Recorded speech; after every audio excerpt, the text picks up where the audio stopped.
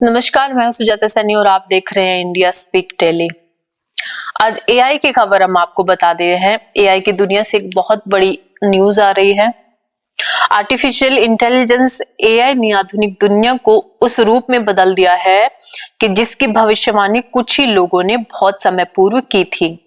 अब इसी को दोहराते हुए 2024 में जेफरी हिंटन और जॉन हॉफील्ड को उनके आर्टिफिशियल न्यूरल नेटवर्क्स पर किए गए काम के लिए फिजिक्स में नोबेल प्राइज से सम्मानित किया गया है।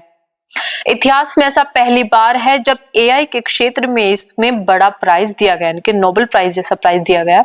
नहीं तो एआई को साइंस फिक्शन तक ही सीमित समझा जाता था और इसको टेक्नोलॉजी से जोड़ा तो जाता था, लेकिन जो मेन साइंस है उससे नहीं जोड़ते थे। लेकिन अब तकनीकी रूप से ये इतना बढ़ गया है कि विज्ञान की दुनिया में एआई इतनी ज्यादा तेजी से बढ़ता जा रहा है कि अब आने वाले 2030 में एआई क्या है, इंसानों की जो इंटेलिजेंस है उसको पछाड़ देगा और मनुष्य जो है वो सेकेंडरी हो जाएगा इस धरती पर। और अगर ऐसा हो जाता है तो उसके बाद रोबोट्स या जो एआई से जो मशीन्स है, रोबोट्स हैं, वो इंसानों के साथ युद्ध भी हो सकता है। अब इसमें पॉजिटिव ये बात बताई जा रही है कि जो कृत्रिम बुद्धिमत्ता है यानी कि एआई है वो इतना सक्षम हो जाएगा कि अगले 10 सालों में यानी कि 2030 तक आते आते जितनी भी बीमारियां हैं उनका सफल इलाज एआई के थ्रू होने लगेगा। तो इस खबर के बारे में आप जान लेते हैं। कहा यह जा रहा है कि एआई के तेजी से विकास ने दुनिया भर के वैज्ञानिक और तकनीकी विशेषज्ञों को अब चिंता में थोड़ा डाल दिया है। हाल ही में जो नोबेल पुरस्कार से सम्मानित एआई शोधकर्ता जेफरी हिंटन और भौतिकी विज्ञानी जॉन हॉफील्ड ने चेतावनी दी है कि एआई अगर इसी गति से विकसित होता रहा तो वह 2030 तक इंसानों की तरह सोचने और निर्णय लेने की क्षमता हासिल कर सकता है। क्या एआई वाकई इंसानों जैसा हो जाएगा? तो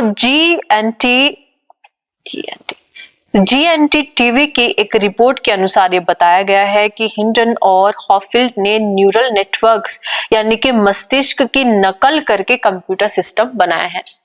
मस्तिष्क में जो हमारे न्यूरॉन्स होते हैं उनका जाल फैला रहता है। वो जिस तरह से एक सूचना को दूसरी तरफ पहुंचाते हैं उससे ह्यूमन इंटेलिजेंस बनता है। उसी की कल्पना, उसी को देख करके आधार बना करके कंप्यूटर के अंदर इसी प्रकार का जाल इन्होंने उसी तरीके का विकसित किया है और वो इसको नाम दिया गया है न्यूरल नेटवर्क्स। तो ये एक नई खोज है इनकी जो एआई के माध्यम से की है। अब इसमें क्योंकि एआई और फिजिक्स दोनों इसमें शामिल है तो ये जो फिजिक्स कैटेगरी में जो नोबेल प्राइज दिया जाता है उसमें दो लोगों ने शेयर किया है, हिंटन और हॉफील्ड ने। दोनों ने ये 2024 का नोबेल फिजिक्स वाला शेयर किया है। इन दोनों को संयुक्त रूप से दिया गया है। अब इसमें न्यूरल नेटवर्क्स जो ये बनाया गया है, अब उसने बताया है कि जो एआई के अगर इतिहास पर प्रकाश डालते हैं तो एआई पहले से ही मानव समान कार्य करने में सक्षम है, इनके अभी भी थोड़ा सक्षम है।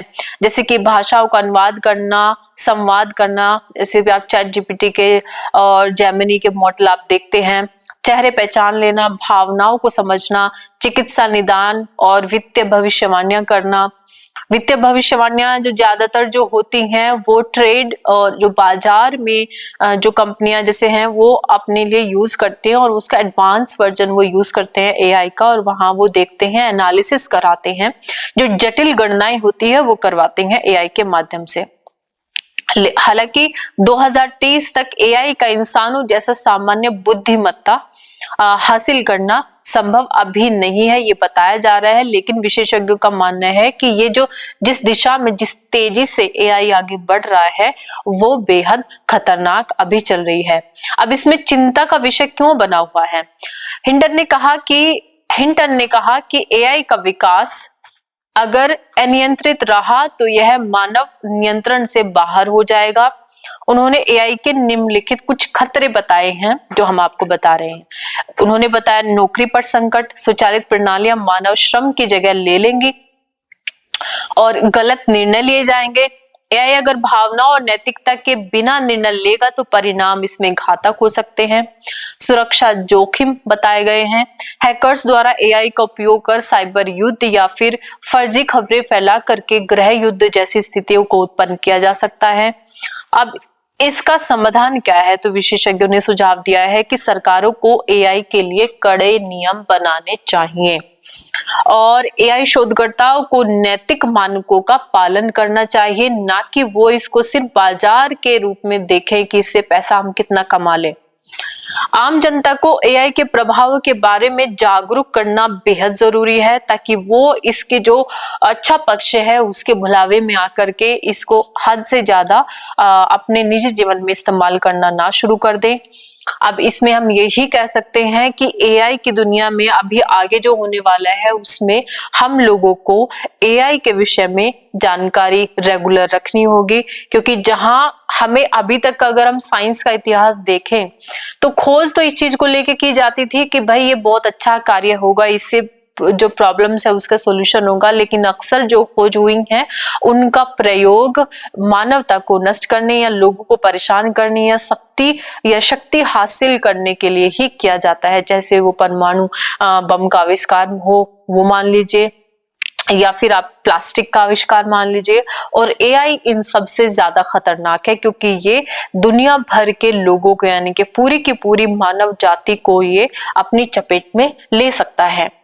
तो एआई के खतरों के बारे में हमने बात की और आज आपको बताया कि इस 2024 का जो नोबेल प्राइज है वो मिला है आर्टिफिशियल इंटेलिजेंस को लेकर के। जो एक नया जो इसमें नाम सामने आया है वो है न्यूरल नेटवर्क्स, मस्तिष्क की नकल पर बने हुए कंप्यूटर सिस्टम।